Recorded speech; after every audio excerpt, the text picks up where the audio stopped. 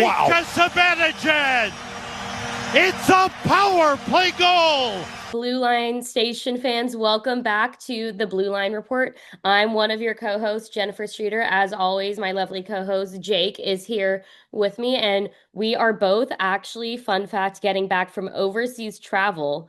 Both Jake and I were recently in Europe over the past few weeks, so we're all glad to be back in the States, glad to be back talking hockey with you guys. So welcome to episode 8 of the Blue Line Report. Yeah, welcome back, guys. I know it's been around a month since we recorded, but it's been pretty slow. We'll be talking about free agency. I was in England and Ireland 2 weeks ago, so I'm still a little jet lagged. I'm not gonna lie. Jenny was there a little more recent, went to Paris and a bunch of other cool places.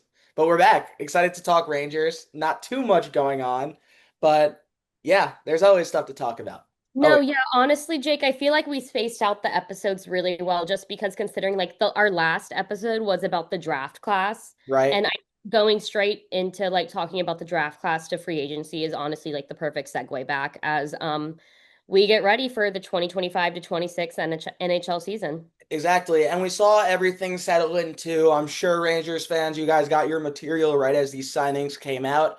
And that's great. And you got that material on Blue Line Station too. But now these guys are settling in with the Rangers. Camp starts in around a month and a half.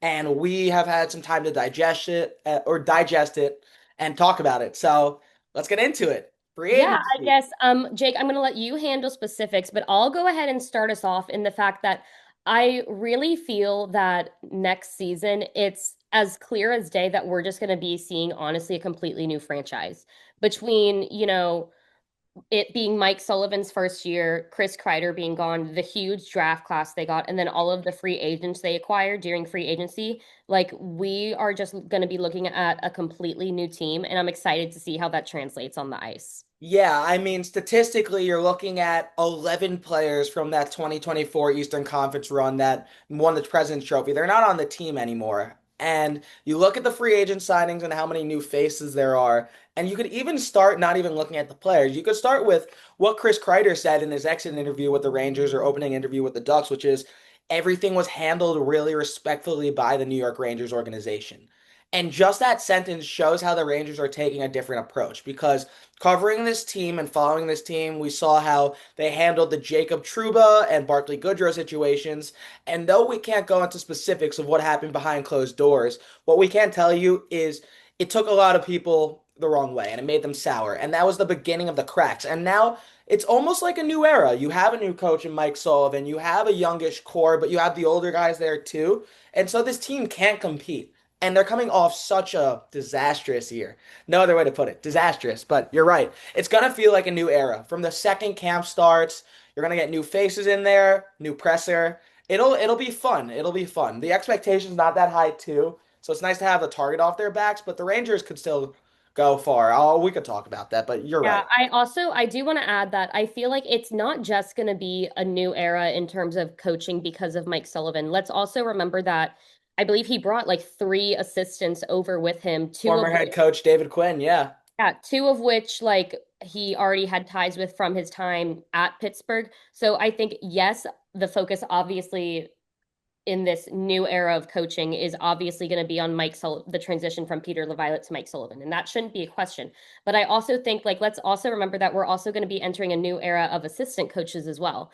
And I feel like what a lot of times is overlooked is that personal relationships that assistant coaches have really in the development of of whatever roster is those assistants are under, like in any sport Yeah. whatsoever, but especially in the NHL and especially for the New York Rangers as well. Yeah, no, I fully agree with that. I was muted because there was a train going by my loud apartment. But for a team like the New York Rangers, who have an old core that's been through a lot, and though there have been changes, you see this all across sports. Sometimes you don't need to change major things. And while they did have a few major changes, a lot is the same. And all you need is a new voice or a few new voices in that locker room. And it started with Mike Sullivan down to, like you said, the personal relationships, goalie coaching. Benoit Allaire, still there. Took a step back, obviously, but you have those new voices, and it's just It's fresh. It feels fresh. And that's like a huge thing. It happened when Laviolette's first year, too. The Rangers were virtually a same team. I honestly thought they got worse that offseason, losing Patrick King, losing Vladimir Tarasenko, losing Nico Mikkola. And the Rangers got so much better just by bringing Laviolette and buying into that system. And the last thing I'll say, and then I'll stop rambling, is Chris Drury talked about it in his exit interviews. Like, we were having conversations with people about whether they want to be here. And so the 18 skaters that the Rangers put out on the ice every single night, they should want to be here. And I think that is very different than last year because you saw a lot of guys voice their frustrations.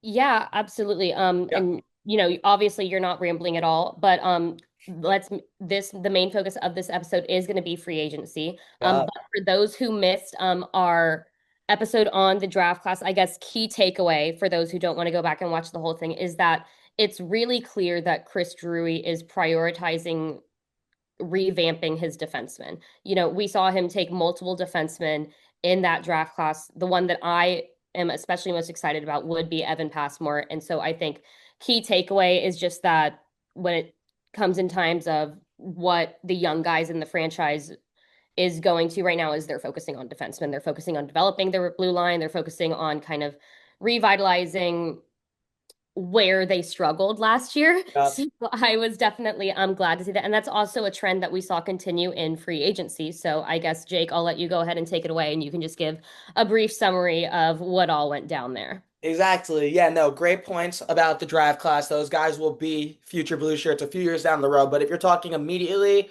yeah, Rangers had a pretty big free agency, and it started with signing arguably the top defenseman on the market in Vladislav Gavrikov to a 7-year, $49 million deal from the Los Angeles Kings. Gavrikov comes in after having a great year in Los Angeles. He was the left-handed first defenseman, probably the best defenseman on that team, not named Drew Doughty. He took a lot of those number one responsibilities when Doughty was hurt.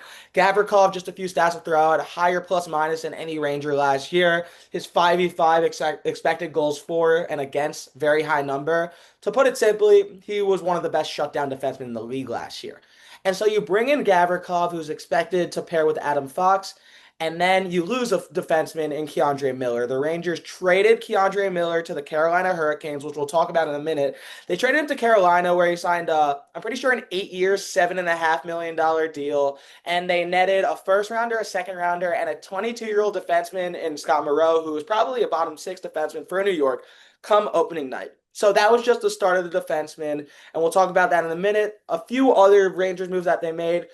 Re-signed Will Cooley. We talked about that one being huge. Cooley, 2 years, I'm pretty sure 4.5 million, something around that, 3.9 under his value. And then the Rangers also brought in Taylor Radish, Connor Sheary, Brennan Brisson, Justin Dowlings, a few other gap fillers right there.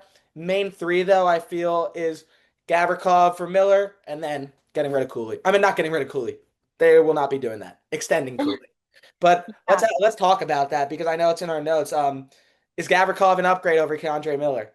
Um, for me, 100% yes. I was just when I was covering the New York Rangers last year, that was something I wrote like over and over again that was really divided the fan base was that I have been waiting to see him go for a while now. Yeah. He just wasn't for me, he just wasn't producing what I wanted him to produce. And I just felt like we were kind of on an obvious decline. And I think Gavrikov personally is a better fit. I mean, you could even argue that when we acquired him, he was the best defender that was available in free agency. Yeah. So, and then when we also look at the return that we got on the Miller trade, I just think Drury played that beautifully. Like I think what we got in terms of shipping off Miller was just good. Obviously, Gavrikov is now signed with us for 7-year deal with featuring a $7 million cap hit. I think he's more categorized as a top pairing shutdown defenseman. He plays a simple stay at home game with little puck time and not a ton of physicality, but he has an active stick and a solid frame. So I think he can really kind of bring that experience and kind of like a steadiness to the blue line, which is something that I've been wanting to see for quite some time for New York. Yeah, exactly. And throwing out a few more Gavrikov stats, you're talking about a guy who was first in block shots for LA, second in plus minus, second in ice time per game. In the entire NHL, he ranked third in shorthanded time on ice, so he's going to be on the first penalty kill unit probably with Adam Fox, but I wouldn't be surprised for it to be Will Borgen. Bottom line, shut down defenseman. And we've talked about Keandre Miller so many times on Blue Line Station. I actually fall with you because I was banking on the potential because Keandre Miller did a lot of special things throughout his time in New York, but it's been the problem since his first turnover in his first game when the Garden was empty against the Islanders. The risks are way higher than the rewards with Keandre Miller. There's way too many mistakes with him, and way too many times he either turns over the puck, makes the wrong play, is out of position. And for a Rangers team that gave up the highest chances in the league last year in terms of high danger and mid danger, you have to prioritize that high floor. And now you got Gavrikov, and that is a much better fit for a Mike Sullivan system. I do think Miller's going to be good in Carolina. Rod Brindamore knows how to bring the best out of defensemen, especially young defensemen. But I think Gavrikov's an absolute upgrade for a team that desperately needed some defensive help. Yeah, I mean, just honestly, completely agreed. I just think overall he's just a better fit than Miller, and I think obviously we have a lot more free agents to talk about, but I think Gavrikov is the most hyped one that we got. For sure. And the one more thing I'll say about Keandre Miller, and this, if you read into it too much, you'll believe what I'm saying. If not, it's just an NHL trade. One, the return was great. Scott Moreau played playoff games last year for Carolina. He's 22. Now he comes over, gets to develop under Mike Sullivan, who is one of the best coaches this generation. And the Rangers trading Keandre Miller, someone they were high on for a very, very long time, to an in-division rival in the Carolina Hurricanes. That's them saying pretty much they're not scared by him. They're not scared by Keandre Miller. And he might turn into an elite defenseman. That's what Eric Tulsky, Carolina's GM, said. I could see this guy being a top 10 defenseman in the league. But one of the biggest flaws of Keandre Miller's game, he's easy to play against. His reach is exceptional, but he's caught out of position too many times and he turns over the puck. The Rangers trading him to Carolina and going, we just had a massive upgrade in bringing Vladislav Gavrikov. That's just saying that they are making the right choices and they don't really care who it is. They're just making themselves a better hockey team. And so, I guess also like before we move on to talking about the New York Rangers rest of free agency, I yeah. do briefly want to address Bennett staying with Florida. Yeah, let's do it. I just feel like so in addition to writing for Fansided and Blue Line Station, I also write for PFSN. And the amount of articles I wrote about all of this like speculation for so long about him not staying, like I just thought it was complete bullshit from the very beginning. Yeah. And so I'm very glad to have proven myself right. Oh, absolutely. I mean, I honestly, if you told asked me at the start of the postseason where Sam Bennett would go, I was going to say Toronto, but he had one of the best playoffs we've seen out of anyone. There were so many guys that had a good playoffs, but Bennett, 15 goals, Conn Smythe. I mean, everybody knows it. The thing I get from that, right now it's the Florida Panthers and then it's 31 other teams. They're literally bringing back everyone. They re-signed Sam Bennett. They re-signed Brad Marchand. Matthew Tkachuk might miss 2 months of the season, but do 2 months of the season really matter? It's Florida and everyone else right now. And yeah, great point. Like being able to point out that Bennett was going to stay the entire time, that was not the consensus around the league. Everybody thought he was going back to Canada. So yeah, it's crazy. Um, yeah, I guess we can also talk about Mitch Marner going to Yeah. Vegas. Ooh. Um, just because I feel like that is something that like the NHL fan base is so divided on right now. Yeah. With Marner specifically, it's really hard for I feel the Maple Leafs community simply because he was a hometown guy Yeah. and it was like his dream to play for the Maple Leafs for so long. Um, and also like with how much he like played into the fact that he was a hometown guy too. Like that was something that you could see meant a lot to him, but I'm honestly excited to see him somewhere new and I'm excited to see what he brings to Vegas. Yeah, I mean Vegas is a really, really good hockey team. Edmonton just got the better of them. I think everybody knew Vegas was going to make a big move too. Marner's the biggest move they can make. The other Mhm. thing, if you're talking about Toronto on the other side, obviously the hometown value. Obviously, he was part of the core four that could never seem to get it done. And so it's upsetting, but he did the move that's best for his career. Vegas is a contender, and I agree with you. I think he's going to flourish there. I think he's going to be great there. Vegas isn't lacking offensive firepower because they have Jack Eichel, they have other guys, but now you bring in Mitch Marner, that's really scary. I'm not going to say you could consider them the favorites in the West, but they're up there and they can absolutely make a run for sure. Yeah. I guess one last point that I'll add is something that's been interesting to cover is how much hate Marner is getting for going to Vegas. Yeah. Like the amount of hate comments and just the severity of them as well that I've seen throughout social media.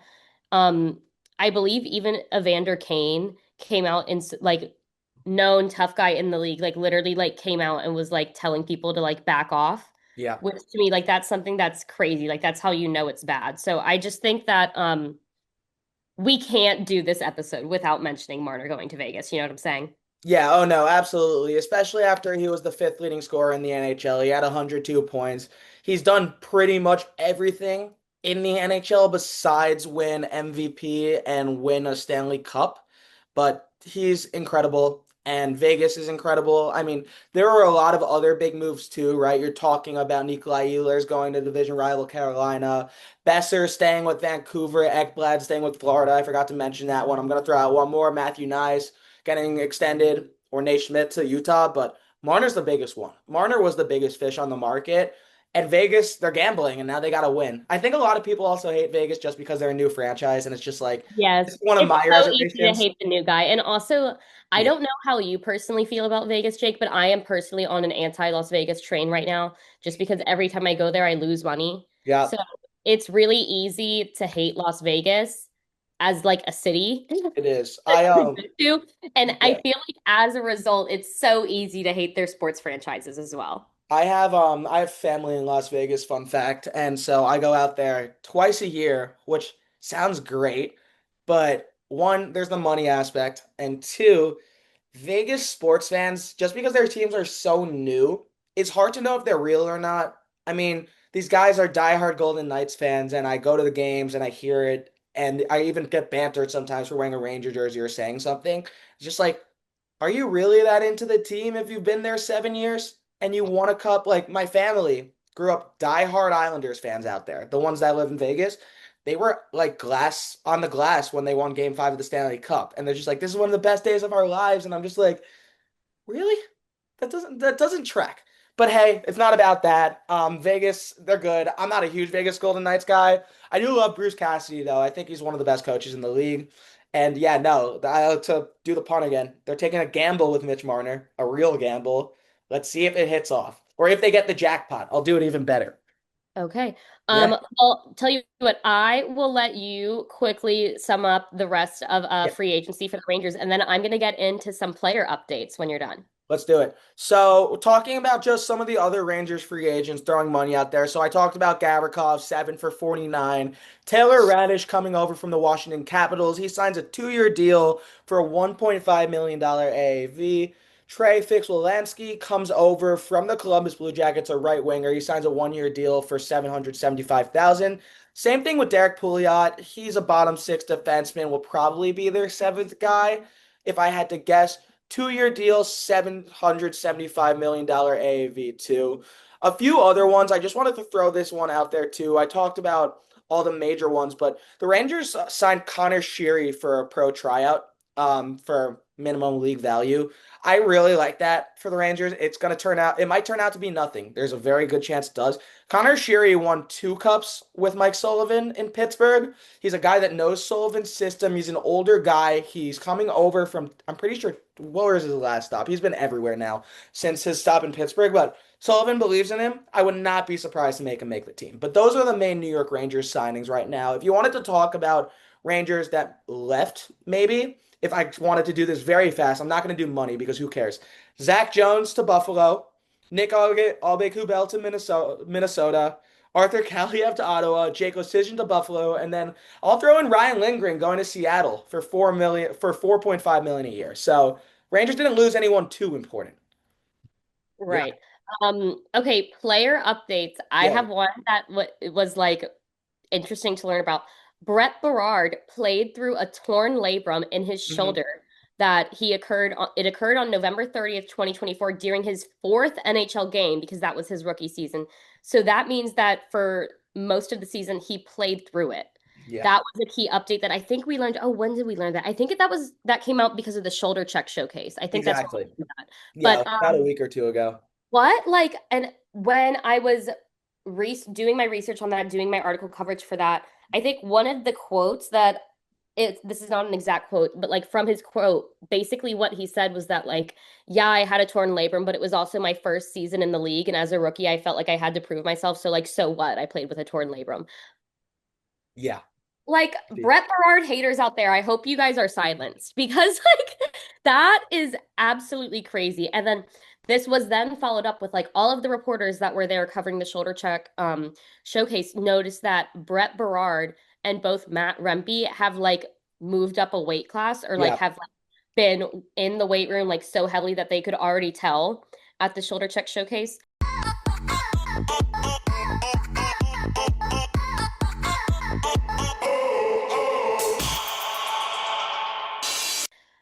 Brett Berard, I can definitely understand because I'm pretty sure he's like 5'9" and not even close to cracking like 200 pounds. So, absolutely, like, I think he's one of the guys that we could absolutely see like moving up a weight class, getting more size, seeing how that affects his game. Yeah. Matt Rempe, I was very surprised to hear because Homeboy is already 6'9" and 255 pounds. Yeah. Um, I mean, granted, like he is an enforcer, so I guess he can always be bigger. But yeah, those are the key player updates I have is that Brett Berard and Matt Rempe going into next season are both going to be like significantly bigger. Yeah. Um, First of all, which I'm really curious to see how that affects their speed and other aspects of the ice, right? Like I'm excited to see how that's going to play out with Matt if fighting more, like dropping the gloves more, because yeah, he did that last season, but not as much as like people like myself would have liked to see. And then obviously just learning about the Brett Berard torn labrum, that was also crazy as well. Yeah, absolutely. I mean, talking about Rempe's offseason last year in 2024, he was the fastest Ranger when they were doing skating lines. He trained with Jonathan Quick, Chris Kreider, and the offseason was clearly very huge for him because we've talked about this on the podcast. I thought Matt Rempe was the second most improved Ranger last year after Will Cooley. The guy is a legitimate NHLer now. And so if he's in that same offseason regime and he really got bigger, this is a guy that will be on this Rangers team for a very long time and provide the juice. And you talk about juice. Brett Berard, one of those traits he has out of all these Rangers youngsters, his feet don't stop moving. You'll never see him standing still on the ice. And I'm not trying to criticize other Rangers that do that, but he doesn't stop moving. And Brett Berard, he has to earn his spot on the lineup, right? You're talking about three guys that are probably contending for two right wing spots right now in Gabe Perreault, Brennan Othman, and Brett Berard. And if I had to choose right now, Berard's probably the odd man out unless you move Perreault to the left side.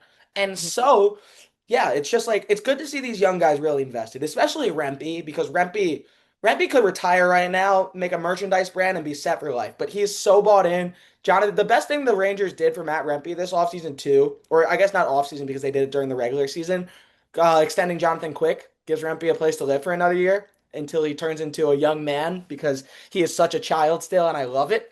But no, it's just great to see how invested these guys are. There was another one where there was a gym photo. I'm pretty sure it was Libor Hayek's jersey above him, and it was Alexi Lafreniere and a few others. So that's the biggest thing, and we talked about it. Buying in. That's what the Rangers need to do. You got to buy in to compete. And they weren't bought in last year. That is a major reason why they were bad. Yeah, I also think that this shows Matt's range for like what he prioritizes in the offseason as well. Just because last offseason it was so strictly skating skills and it was so strictly like him prioritizing his growth and speed and his growth and like puck handling and just really wanting to prove himself like beyond being the enforcer and beyond Yeah. and into a hockey player. Whereas this off season, we're seeing him prioritize his size. So I really think it shows that like he can do it all, which is definitely really interesting as well. Absolutely. And yeah, just one more thing about Rempe. Whenever he's on the ice, the Rangers have so much more energy. And his fallback has always been either he doesn't play enough because the coaches don't put him on, or he takes a stupid hit once in a while, which he didn't in the second half of the season. If he does something dumb under Mike Sullivan, which he won't, Sullivan will take him out. He's a very coachable guy. Matt Rempe has always been coachable. Always. You hear so many great things about him. Mike Sullivan's going to bring out the best. Yeah. Absolutely. I also, like, before we end the episode, just want to point out that most of what I'm hearing regarding the off season, and this is to be expected, but is strictly focused on the younger players, like players like Brett Berard, players like Matt Rempe, players like Gabe Pro, these are the three guys that are some of the youngest on the roster, but that are working the hardest this Yeah. offseason. So I think that kind of shows that the future of where the future of the franchise is going. So I'm excited personally to see next season, see how the younger players do on the ice just with how hard they're working in the offseason. Yeah, absolutely. And I mean, we talked about free agency and how the Rangers became a better hockey team, but if they are going to make a jump back to being a Stanley Cup contender in 2025 because they have the pieces to, it's going to be because of internal improvements. Vladislav Gavrikov not magically going to change this team into a defensive stalwart. And the bottom six with Taylor Radish is not going to get so much better. How the Rangers are going to get back to an absolute juggernaut like you saw in 24 or 22 or even some of 23 is these internal improvements, whether it is these young guys that we're talking about, them taking that step forward, Gabe Perreault getting more time, Othman, Berard, Rempe, whether Mika Zibanejad and Vincent Trocheck can bounce back. So while there are so many of these things, like internally the Rangers need to improve, and I think they all know that. And I forgot to mention him. I have to put him in there. Alexi Lafreniere is the biggest wild card on this team for a lot of reasons that I could talk about another time. But internal improvements are going to be what dictates the 25, 26 New York Rangers. But they got so much better. And based on everything we've seen this offseason, they're really bought in. And Mike Sullivan's really bought in. And you have to be excited, especially after how last season went. Yeah, I mean, I completely agree with everything you just said and think that's a perfect time to end this episode. So Yeah. I guess as always to our listeners, be sure you're turning in to bluelinestation.com to keep up with everything New York Rangers and keep tuning in to the Blue Line Report. This was episode 8 and we will catch you guys next time. See you guys. We'll talk to you soon. The blue line to Panarin. Skates right. Feeds Fox. Left side to Zibanejad. Back to Fox. Right side to Panarin. Quick movement. Shot. Score! Wow. Mika Zibanejad. It's a power play goal. And it's 6-2 Rangers.